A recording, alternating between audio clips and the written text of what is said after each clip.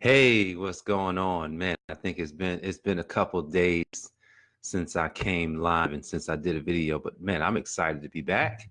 I'm excited that you're here. I'm excited for this topic. I'm just excited. I'm excited because change is beautiful, man. Change is beautiful. And so, look, if this is your first time joining me for this enlightenment broadcast, I'm going to welcome you. I'm Jay Moore, your healthy accountant.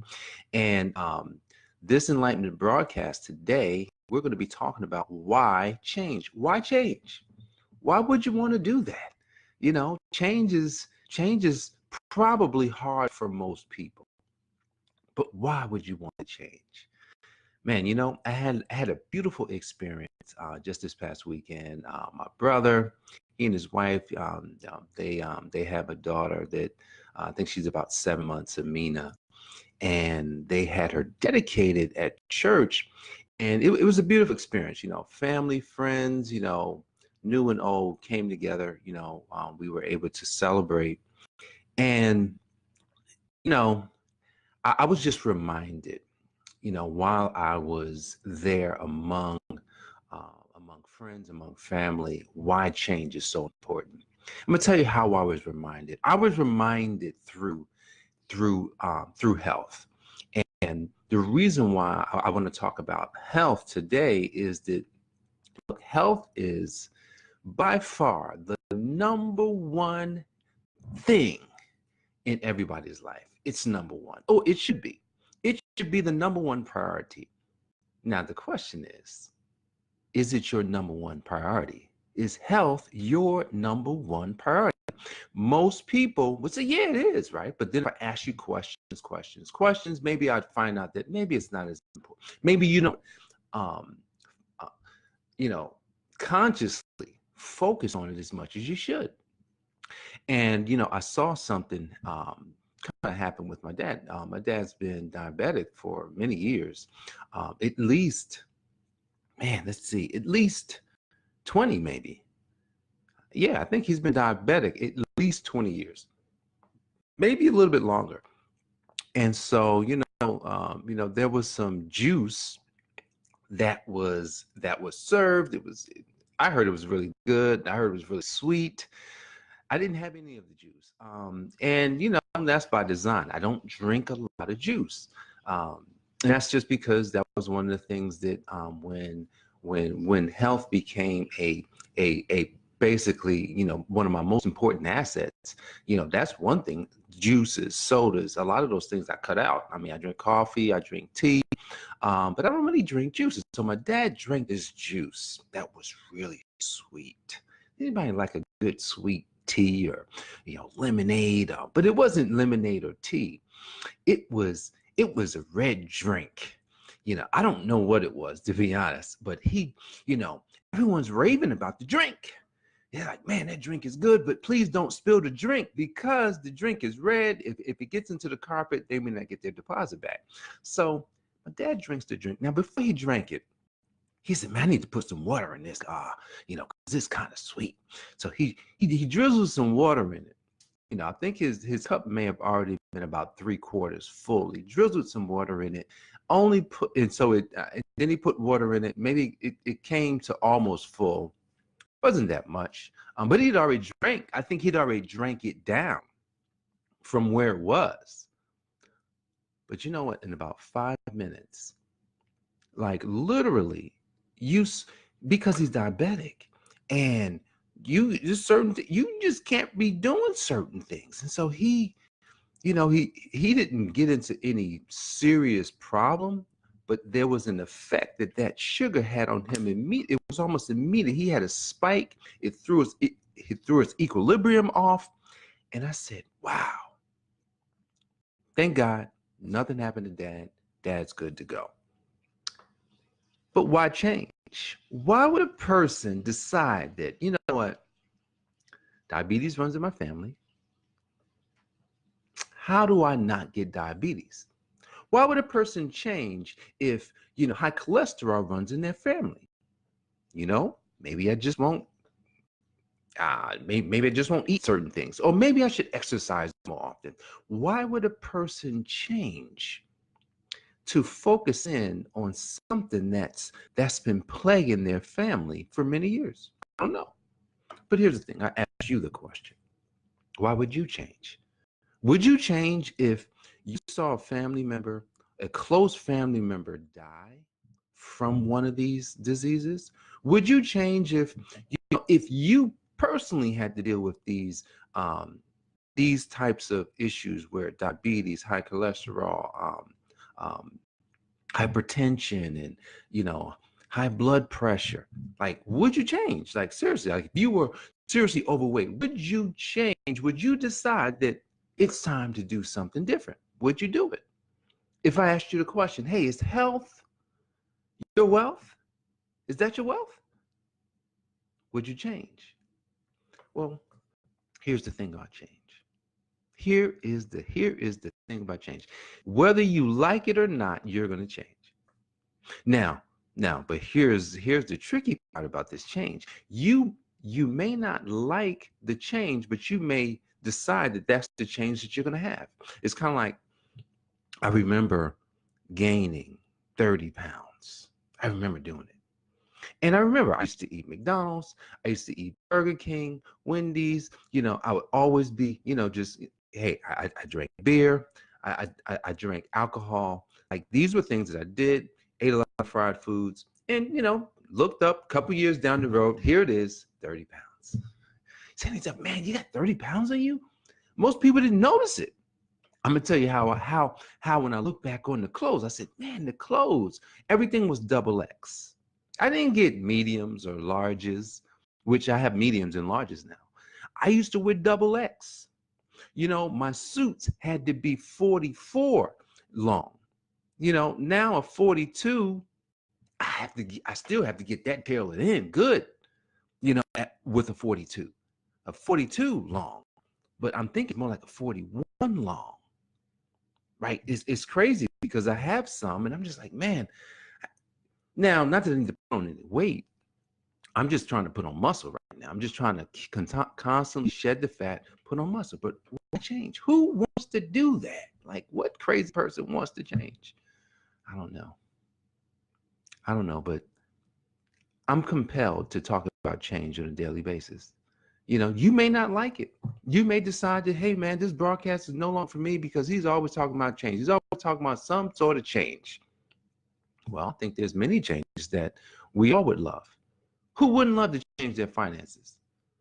What business owner wouldn't love to grow their business bigger? What person wouldn't want to manage their time better? What person wouldn't want to be in the best shape of their life? What person wouldn't want to have great health? What person wouldn't want to have, have great relationships and great family, relationships? What person wouldn't want to communicate well to people? What person wouldn't want to have an excellent amount of patience for everyone and everything? What person wouldn't want to change to actually be a leader of one? A leader of one. See, we've been taught that leadership is when you have followers. Oh, it means, oh, Facebook, how many followers do you have? Oh man, you're not even a leader. When I beg to differ. See, just because the person has a lot of followers doesn't mean that they are a leader. It just means they have people that may like them, but it doesn't mean they're a leader. See, you have to be a leader of yourself in such a way that you get you right. And when you get you right, that will enable others to see, because if they see that, man, Jay's doing something, or John is doing something great, or man, you know what? But here's the thing about that. If you don't keep changing, if you don't keep doing that over and over again, no, they're not going to keep following you. That's the funny thing. But people follow people for all sorts of reasons. But just because you have followers doesn't mean that you're a leader. But who wouldn't want to change all those things about their life? Like, who wouldn't want to? I mean, I'm sure there's plenty others, spiritual life, and, who wouldn't want to be able to think well? Think about all the people, especially the young kids today, who are taking their lives because they can't take it. They can't take what life is dished out to them at 14. They can't take what life is dishing out to them at 15 and 16. Like, that's hard. But who wouldn't want to change so that they could have the best life that's possible for them? Who wouldn't want to? But change comes with pain. There's pain when, when change shows up. I feel pain in the mornings, right? Because I can I'm feeling the pain of the day before. I'm like, man, I was running yesterday, you know, went out there and almost 3 miles, which is not long. Where you have people that run 5, 6, 7, 10 miles a day. Never run 10 miles. I don't plan on ever running 10 miles a day. I don't plan on doing that. I may not ever run 5 miles a day. For me, 3 miles, I've done 4. The longest I've ever run is what? On the house, probably 6 or 7 miles, maybe. It's the longest I've ever run. Never run further. That hasn't been a goal to run far.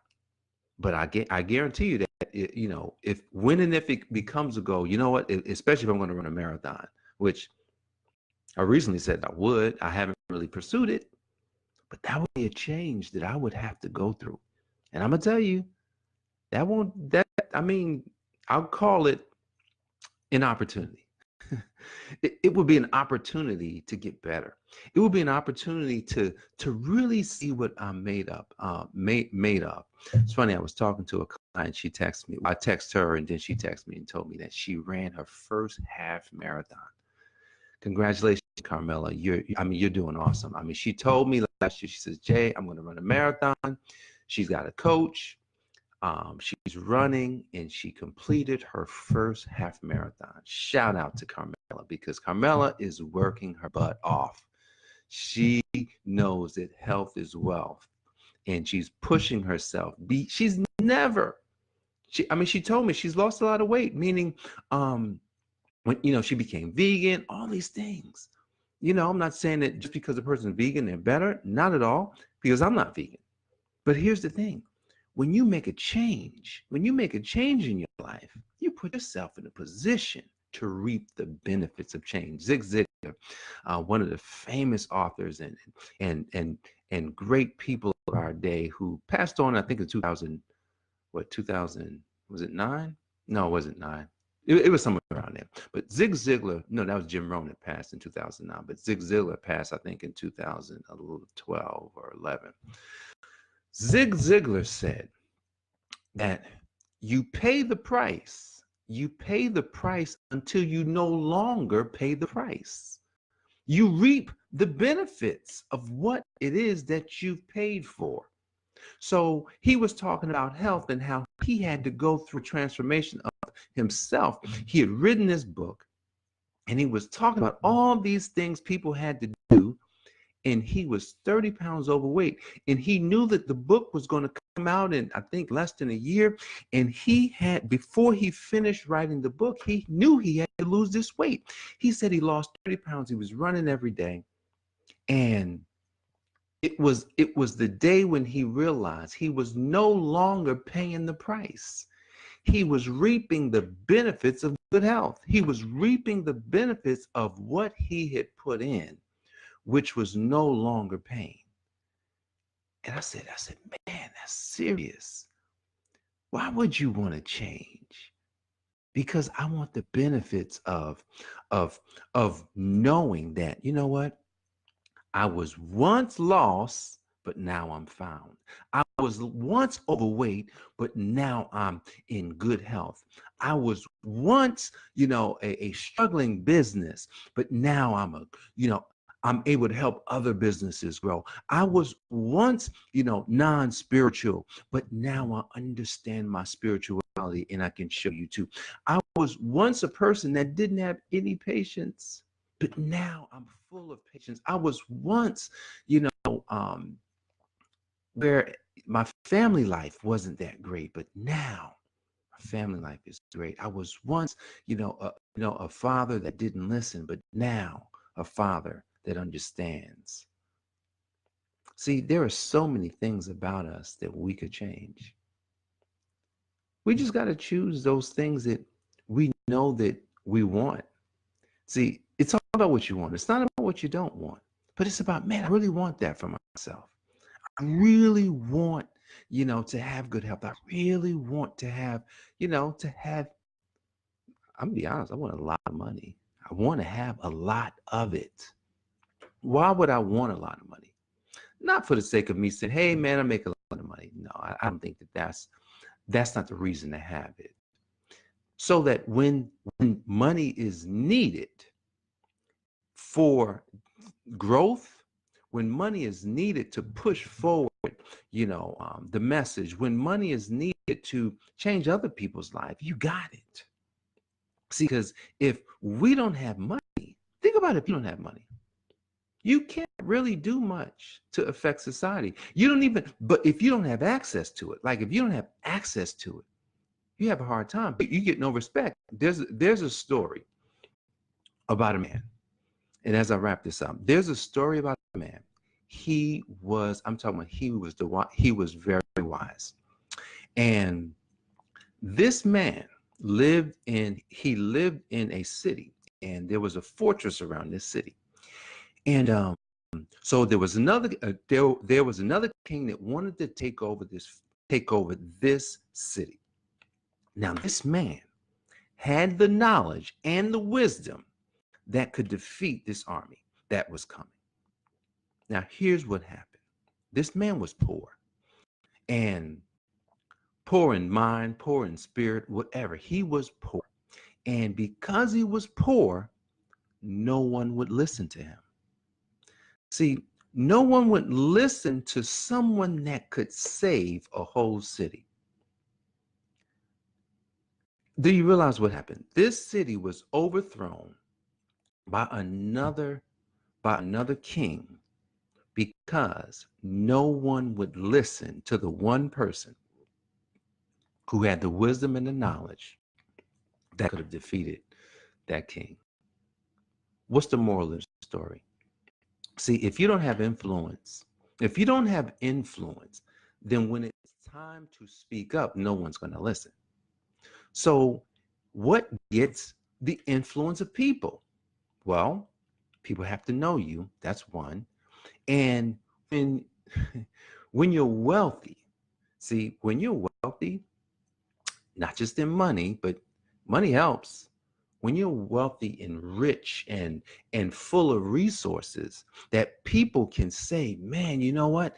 This person has things that we don't have. This person is valuable to our society. And because this person is valuable to society, when this person speaks, people will listen. This person has access to the right people so that the information that he has or she has can get into the ears of the person or the people that need to know it.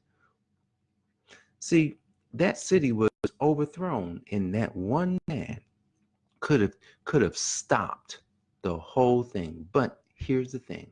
He was poor. No one would listen, and a whole city was lost because that man did not have what he needed, which was the influence, so that the wisdom that he had could help that city to overthrow that king. Would you want to be the person that had the knowledge but no one would listen? I know I don't want to be that person. I know that I'm going to do all that I can through the help of my Lord and Savior Jesus Christ to push forward this message of change, to push forward everything that he wants me to do, so that as he endows upon me and upon those around me the resources, from money to people to to just having great abilities, man, I'm just so thankful that there's an opportunity for all of us. There's an opportunity for you and for me to change. And the only way we will reap those benefits of those changes is if we decide today that, you know what, I'm going to lay down myself Instead of me going after it for me, I'm going to go after it for the original intent, for the original purpose that was set forth in my life. Find out what the original intent was for your life. And when you find out, that's when you'll know you have to change. God bless you. I look forward to seeing you back here on the Enlightenment Program. Look, if you got any value from this program, please like, share this across Facebook or YouTube. Comment. Let me know if you got value. Let me know if you have any questions. And if you are a business-minded person, I'd love to talk to you about the change movement. I love to talk to you about your business and about how we could partner together to do something amazing in life and in business. All right. So look, if you are interested in that, send me a message here on Facebook, or you can leave a comment on YouTube. You can send me an email to info@livingfreefinancial.com. All right, guys. God bless you. See you soon. Take care.